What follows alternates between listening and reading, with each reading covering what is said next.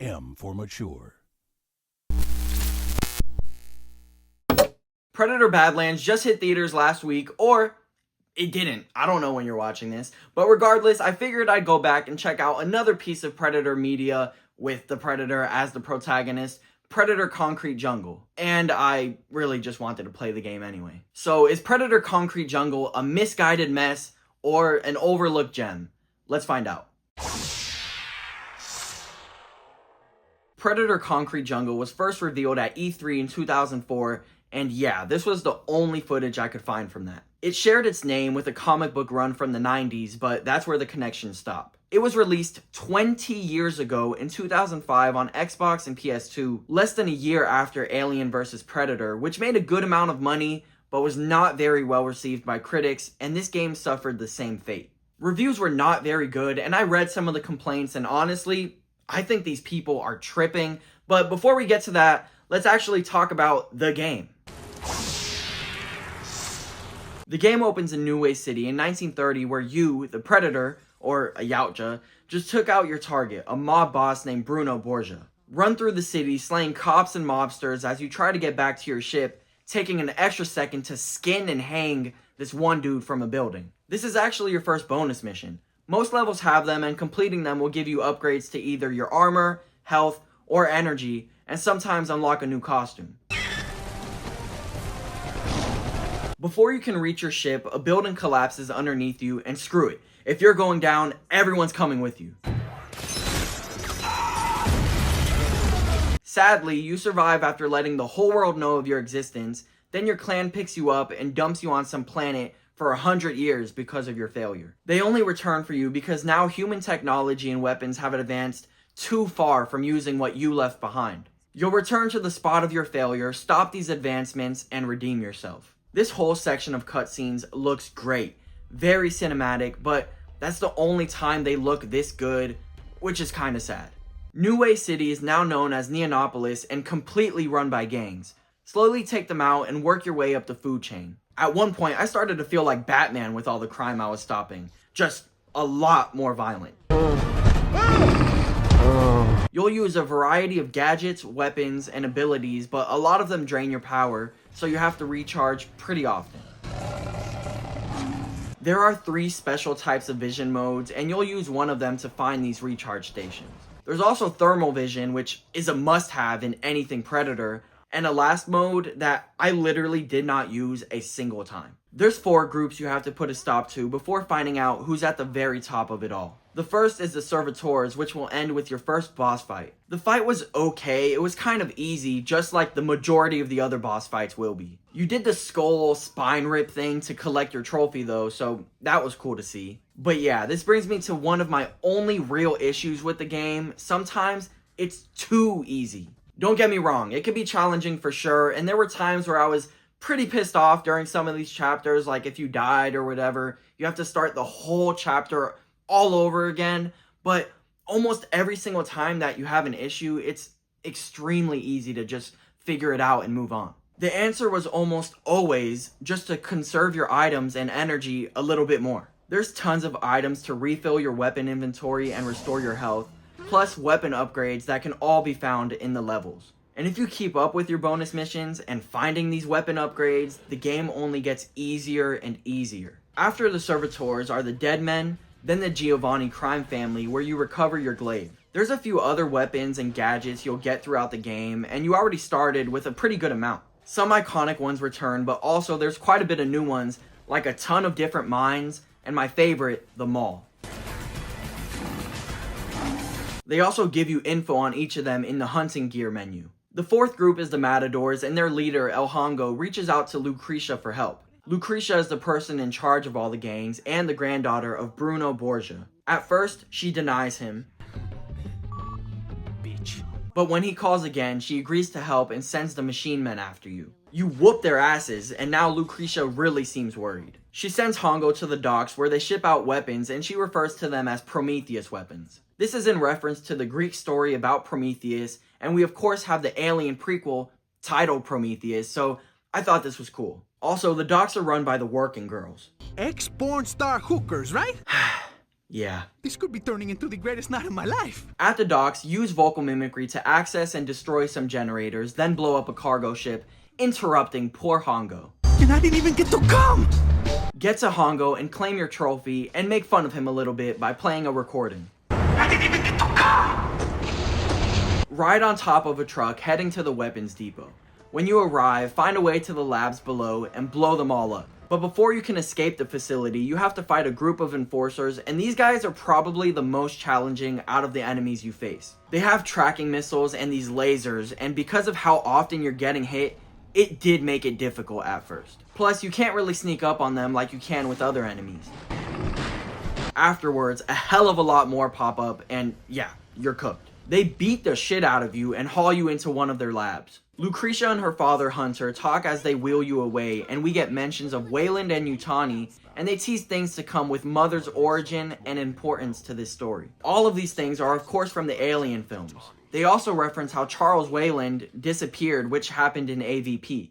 There's plenty of Easter eggs and ways the game ties itself to the lore, and I really enjoyed that. We then find out that Hunter has been experimenting on himself. Flashback to the night from 100 years ago at the start of your hunt for Bruno. Kill a bunch of his lieutenants or a farm real quick. Then get to the museum where you'll find him. Fight in another pretty easy boss battle and take your trophy. All of your trophies can be viewed in their own menu, similar to the one for your hunting gear. Once you've defeated Bruno, you bring your trophy to his wife Isabella, who just gave birth. To rub it in, I guess? I don't know.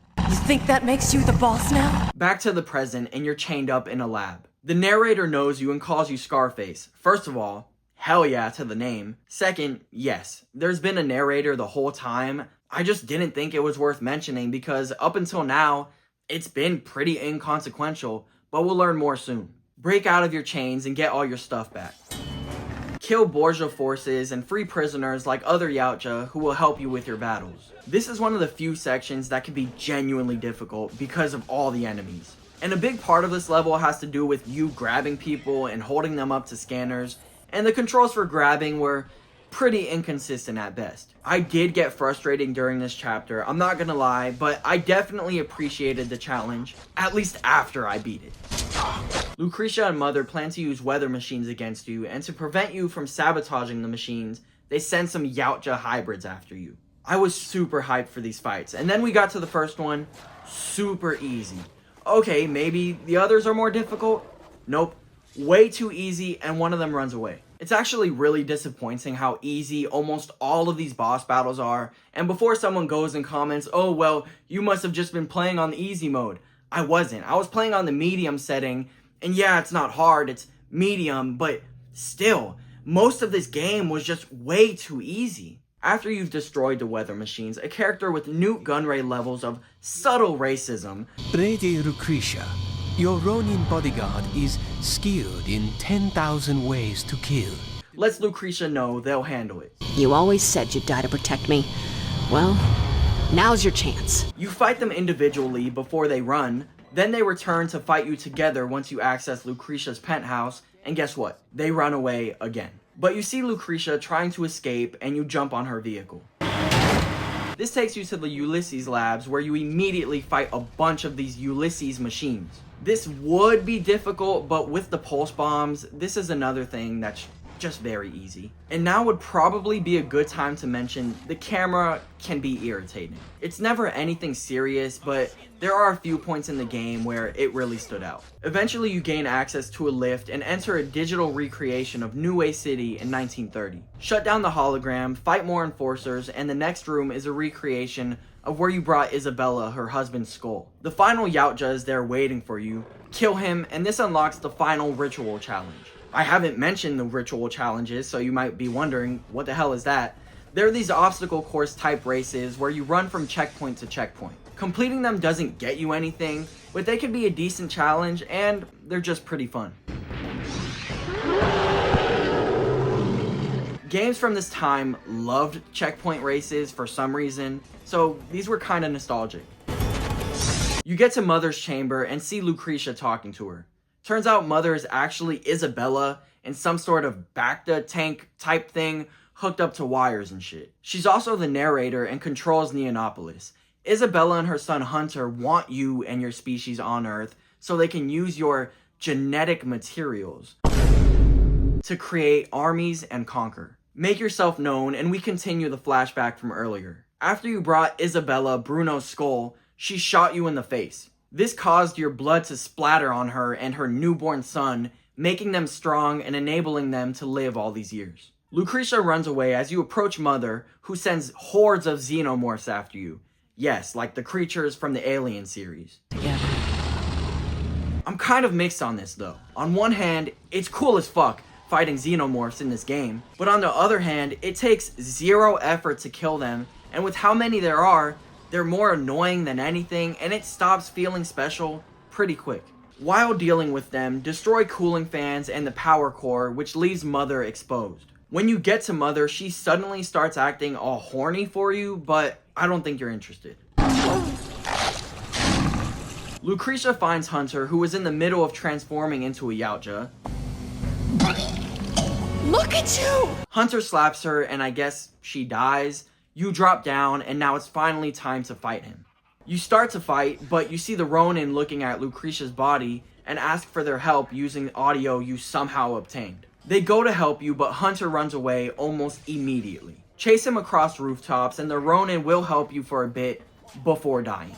Thankfully, this last boss fight is actually a decent challenge, but still, if you use your resources correctly, you'll be fine. The fight ends on a statue, and once you beat him, you remind him that you're the reason he's strong in the first place. Then you take your trophy. I'm the boss of this city! You've now redeemed yourself, and your clan returns to pick you up, and you leave the mark of your clan using Hunter's blood. Game over. Except, not really, because there's a post-credit scene. We find out Lucretia survived and was made into a new version of Mother, overseen by the newly merged Wayland and Yutani Corporation. That game was pretty awesome. Like I said in the beginning, I've heard the complaints and I just don't agree with them at all. Some of the main complaints were the controls or that there was too many gadgets which made the gameplay feel messy. Yeah, there were a ton of abilities and loads of weapons that you can use as Scarface, but I missed the part where that's a bad thing. I can see how that can be messy, but it isn't here.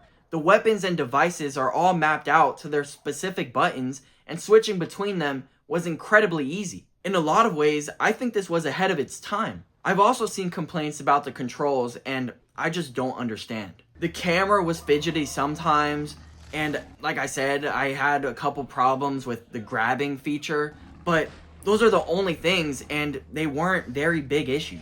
I really enjoyed the gameplay, and it felt how it should, playing as one of these creatures. And I thought the graphics were mostly pretty good. My only complaint, which I said a few times during this, was that I wanted more of a challenge. I enjoyed the story they told. It had everything. You get to understand the Yautja and how their society works.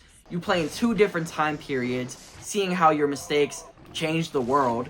And you get a crime story that slowly peels back the layers until you see how it all connects. And it all gets tied into the lore of this universe. If you're at all a fan of the Alien and Predator franchises, I really can't see how you'd be disappointed by this game. Maybe I'm biased since I am a fan of those franchises, but I just think it's a really great game and I'd recommend it to anyone. The franchise is currently having a resurgence, and the guy running the ship right now says he hopes to make another game kind of like this one, so maybe that'll happen. But until then, this is a game I hope more people will go back and revisit if they can get their hands on a copy. Those are my thoughts on Predator Concrete Jungle. Let me know yours. Please subscribe. I talk about video games, obviously, movies, TV, and maybe some other stuff sometimes. Or go watch some of my other videos like my Saw 2 retrospective. God, that game was bad. I wouldn't touch that game again with a 39.5-foot pole. Oh my god.